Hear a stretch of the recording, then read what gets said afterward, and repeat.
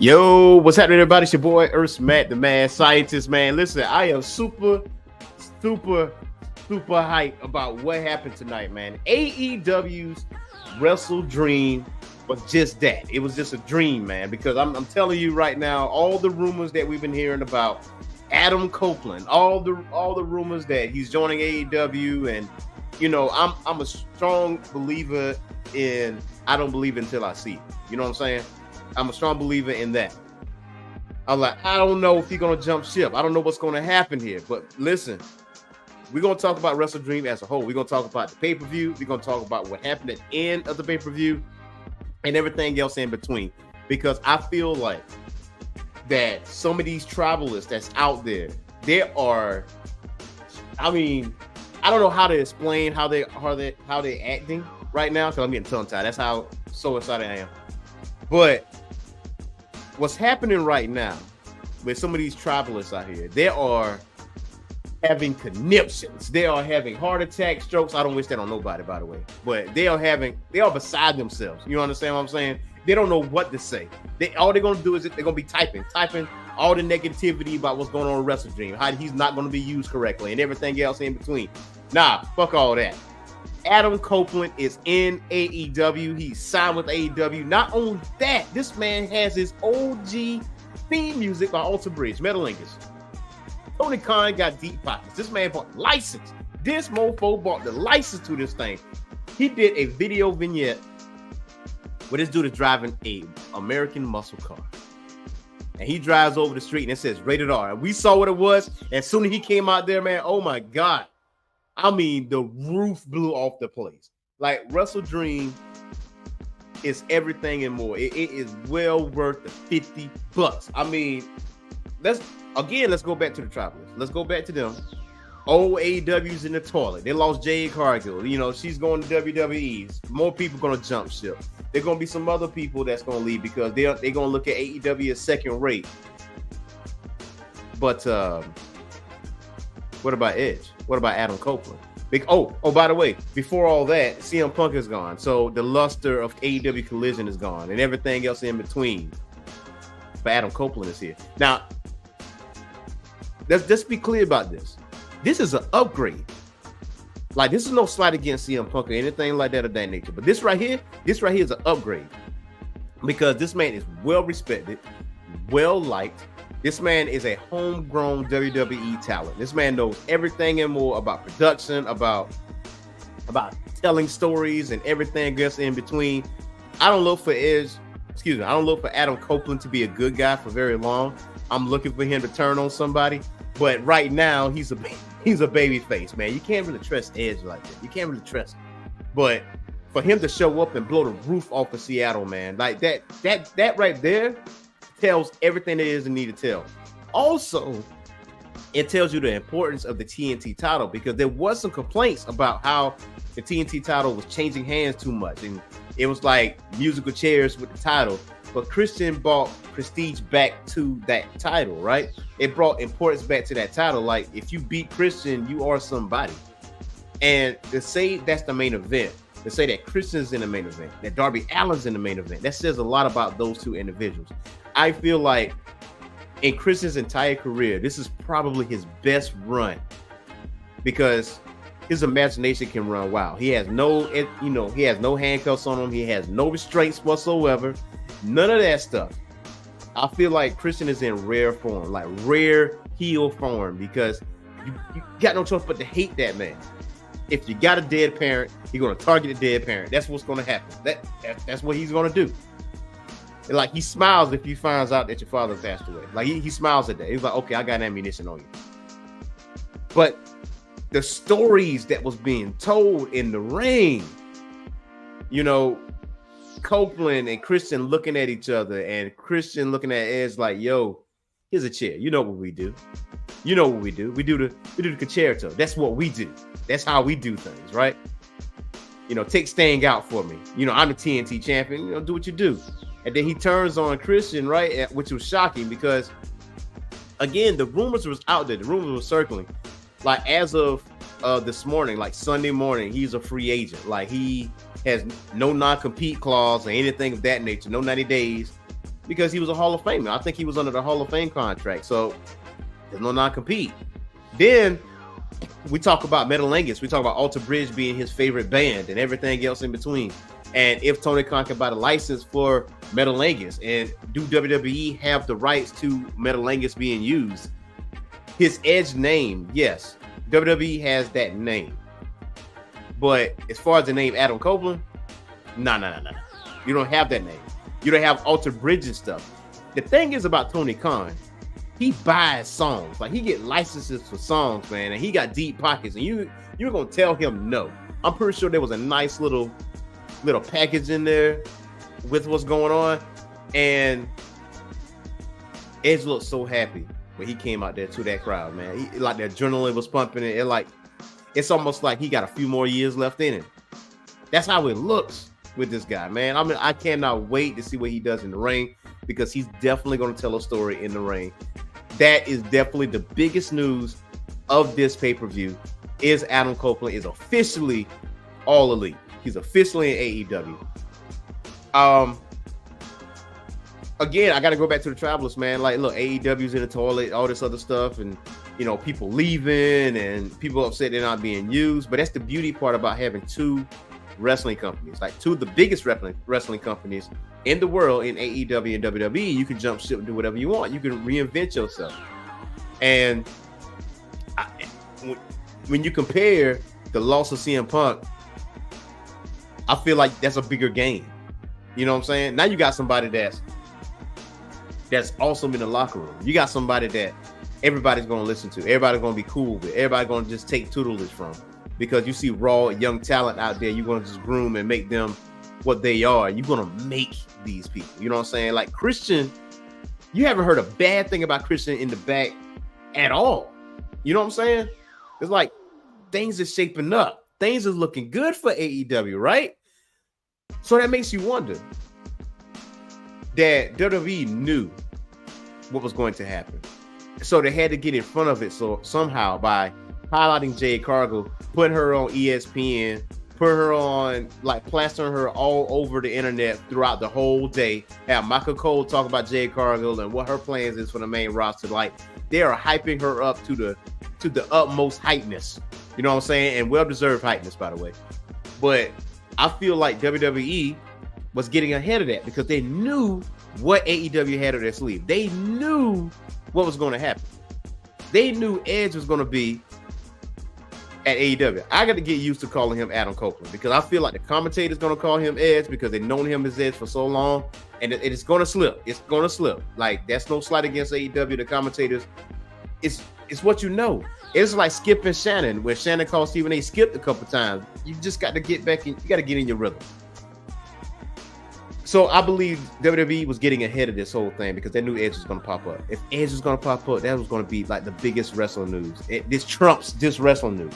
There's no slight against Jade Cargill by any stretch of the imagination. But Adam Copeland showing up at another wrestling company, that trumps any other wrestling news that was out this past week. Period. It's cool you got the rumors, but when you finally see it, that's what you got. Just like the rumors about Jade jumping over to WWE. I heard the rumors. We all heard the rumors. But the moment that ink hits that paper and you see glimpses of him at the Performance Center, okay, it's official. Now we can say, now we can talk our trash. Now we can say this and that and the third. But with Adam Copeland being in AEW, that might bring more talent over. That might elevate more talent. What if Adam Copeland is just your Collision guy? What if he's only there for Collision? That means Saturday nights is must see. You got to go on Saturday nights. You got to see what's going on. You got to see the Bang Bang Gang. You got to see Bryan Danielson. You got to see Ricky Starks. You got to see Edge. You got to see Christian Cage. You got to see Darby Allin and Sting. If you want to see all that, you got to come to Collision. I'm just throwing darts out there. I just throwing it out there. But by far, this is the biggest highlight for AEW Wrestledream. This like no drama following this. There's no backstage drama or anything like that. Like, we got that bad taste out of our mouths, right? All in Wembley. Imagine Edge at Wembley Stadium next year. Oh, My gosh, man. What? Edge at Wembley Stadium? You know what I'm saying? Like, this is crazy. Like, the Hardys is over there. Now you got Edge and Christian. Now you got those boys over there. Man, it's wild. It's crazy. I am so happy for AEW and what they've done, what they accomplished. So hats off to Tony Khan, man. I mean, he pulled the trigger for sure. He dug in his pockets. He bought the license for that music, Metal Langus for Alter Bridge. And I'm pretty sure it was a very substantial contract. And it's not even over for AEW. It's not over. The thing is, Mercedes Moné is still hanging out there. You think them is showing Mercedes Moné on TV for shits and giggles? I don't think so. She's coming. She's on her way. As soon as her injury is healed up, guess what's going to happen? She's coming. Man, and that women's roster to the roof. It's gone. It's out of there. It's out of there.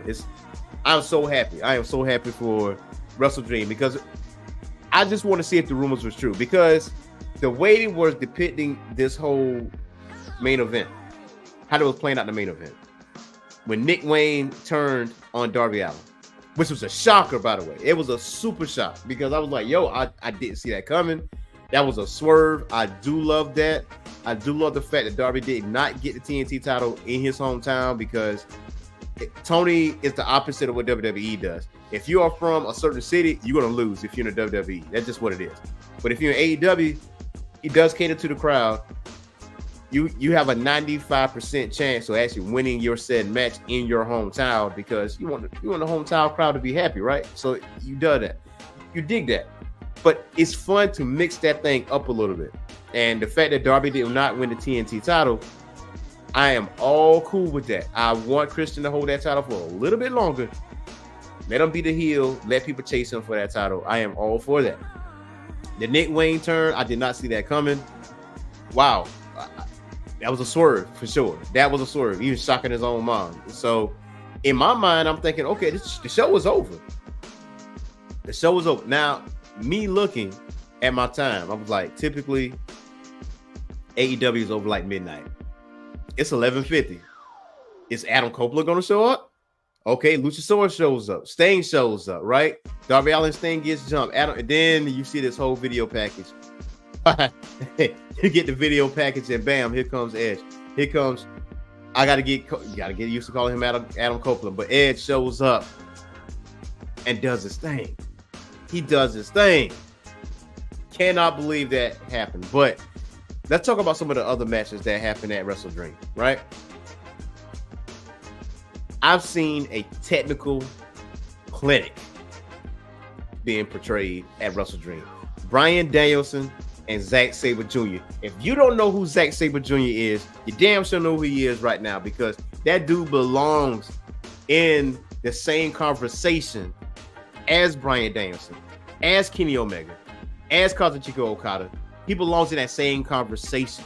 He's one of the best technical wrestlers ever. Period. And some, as a wrestling enthusiast, Zack Sabre Jr. is him. You know what I'm saying? When I looked at that match literally told a story, blow for blow, move for move, hold for hold. There was no wasted movement. There was none of that stuff. It was like straight up mat wrestling. You do have some hard hitting slaps and some kicks here and there, but it was what it was. If Bret Hart and Kurt Angle had a match against each other, I believe this is what this would have looked like. Bryan Danielson and Zack Sabre Jr. would have been the Kurt Angle and Bret Hart. Bret Hart and Kurt Angle would have been my dream match, to see them face each other, man, because I believe they would have told that would probably be the best match ever. A dream match that would never happen, but with Bryan Danielson and Zack Sabre Jr., I feel like if Bret Hart and Kurt Angle was to face each other, this would have looked like, and it was awesome. And when I look at it, I saw Bret versus Owen WrestleMania 10. I saw Bret versus David Boy Smith at SummerSlam.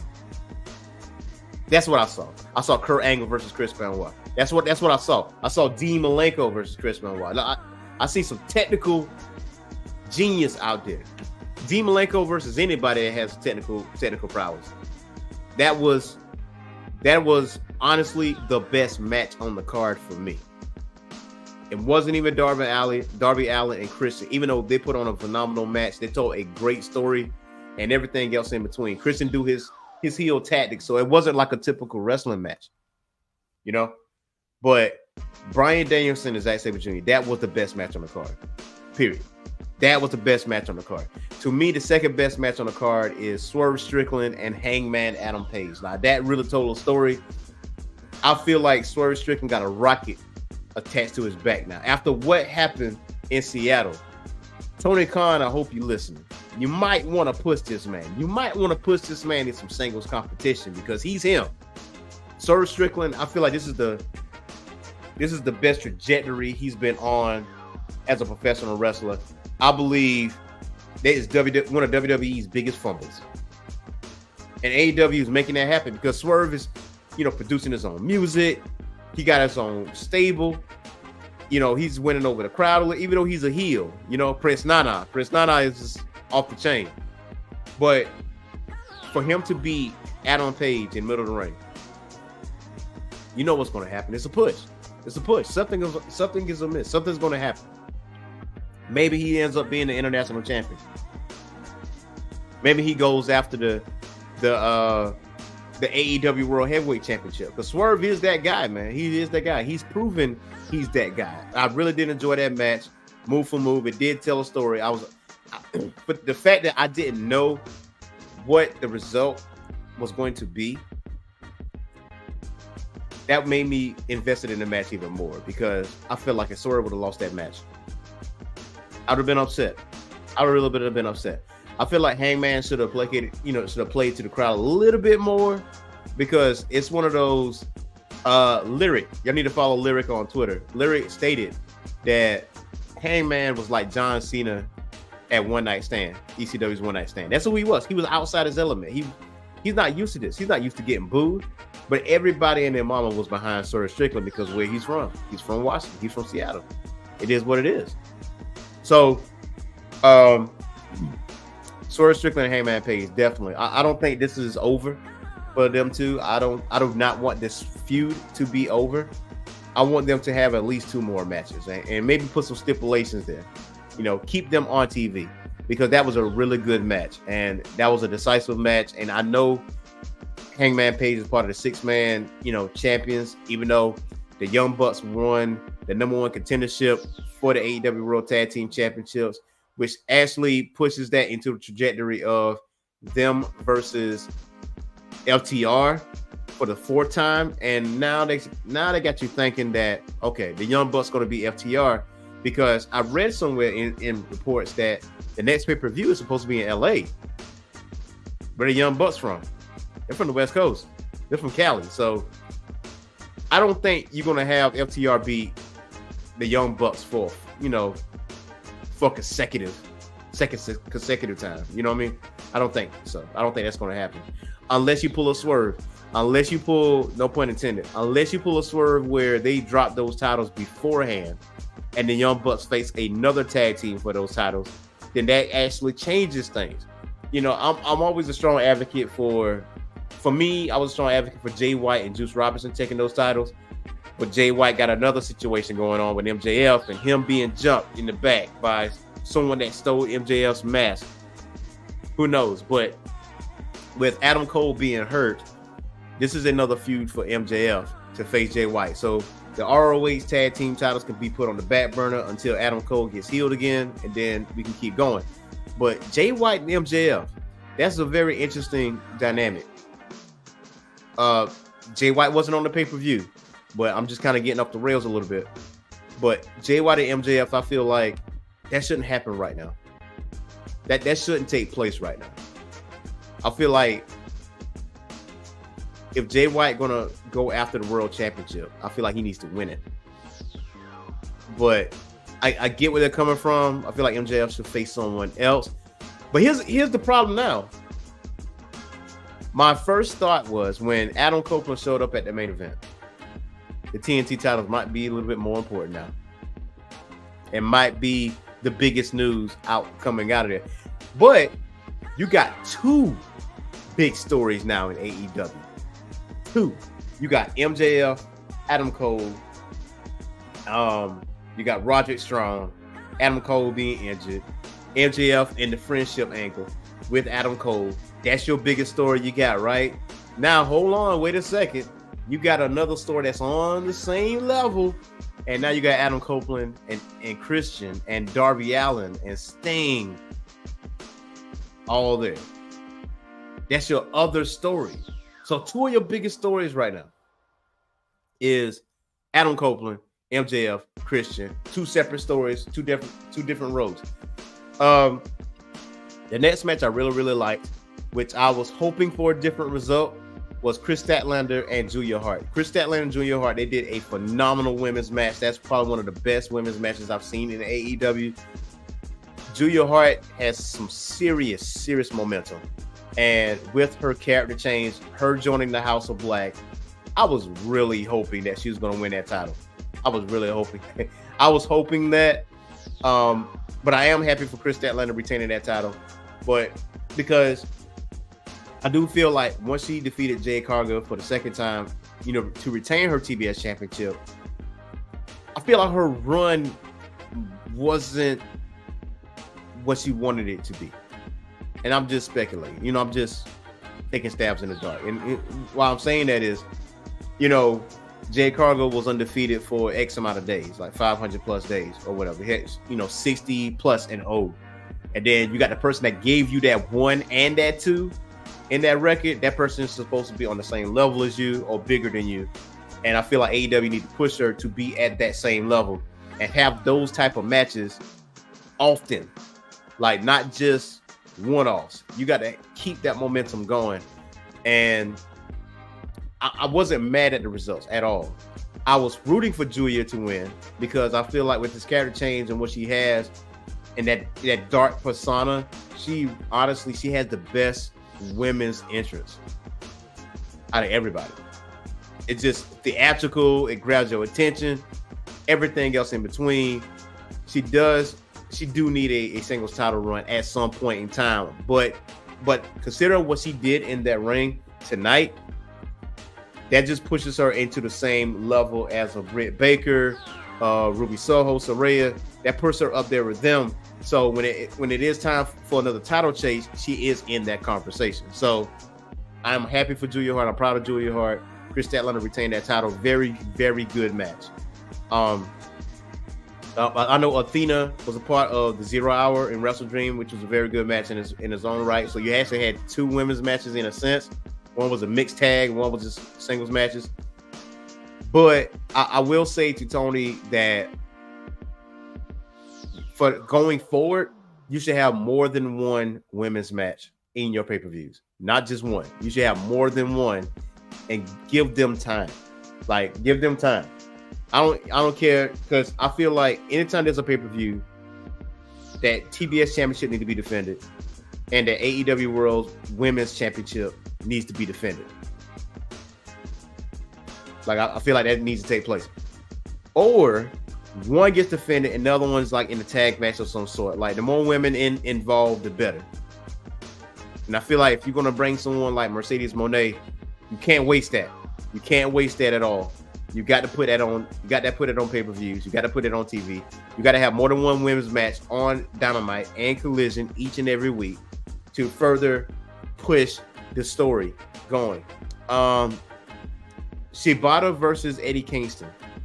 Very good match. Very good hard-hitting match. I wasn't expecting Eddie Kingston to lose that title, especially after the story that was being told between him and Claudio. For him to drop all those titles like right away, no. Very good match overall. Absolutely love Shibata. You know, all the way through. Princeton, what's going on? Princeton 381. I appreciate you for hanging out, man. And he said he's agreed. He said he agrees. He or she agrees. I definitely say Wrestledream did start off a little slow for me. I will say that. It did start off a little slow for me. I know Bryan Danielson went on record to say he did not want to main event Wrestledream. He wanted another match to main event, which I feel like that was the right call. That was the right call to make, especially what happened tonight. I feel like it was the right call to make. When you look at Orange Cassidy and Hook, that newly formed tag team, I do like that tag team. They did not win. I think a lot of people expected them to win, considering that you had the Lucha Brothers, you have the Guns, you have the Gun Club, you have the Young Bucks. Honestly and truly, I wouldn't mind the Gun Club like being the number one contenders.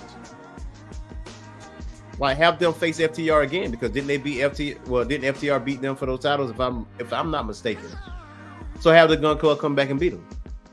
Like the Gun Club is a ride, man. I mean, like they got some of the coolest entrances, man. I really do love that entrance. But the Young Bucks is there. I mean, to be completely fair, nobody on the internet should complain at all about Matt and Nick Jackson going after the World Tag Team titles, because they haven't had that go around their waist in a hot minute. The AEW Tag Team titles, they didn't have them. It wasn't around their waist for maybe 2 years. So, you know, if they get another title run, no one should complain at all. Under any circumstances, no one should complain.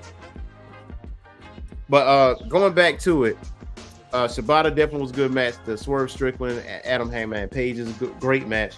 All the matches were actually very, very, very good. But I'll say the best match on the card is definitely Zack Sabre Jr. and Bryan Danielson. No questions asked. I mean, that was a clinic that was put on. It was, I feel like any young talent should have been watching that TV and watching that match. Whether you was WWE or AEW or what have you, you should have been glued to that TV to watch what that was. Because that right there was 5 stars. I'm not really big on the star ratings like that, but that was a 5-star match. Straight out the gate. Straight out the gate, man. I just wish we would have gotten Bret Hart versus Kurt Angle, man. Jeez, man, I wish we would have gotten that. Because I feel like that would have been a viable comparison. That would have been a great comparison to have.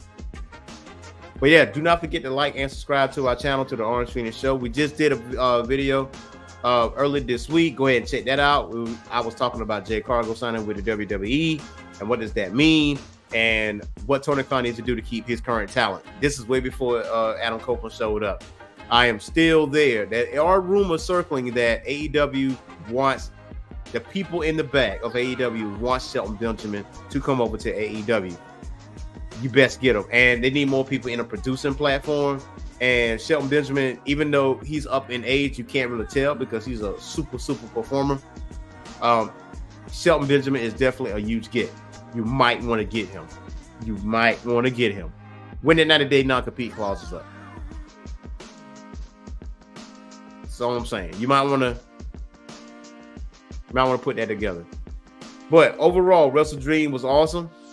Can't wait to see what's going to happen on Wednesday or Saturday. We just don't know. Right, I missed the media scrum. I just immediately had to jump on here and just to air that thing out, because when Adam Copeland's music hit, I ran down the hallway. I was hyped.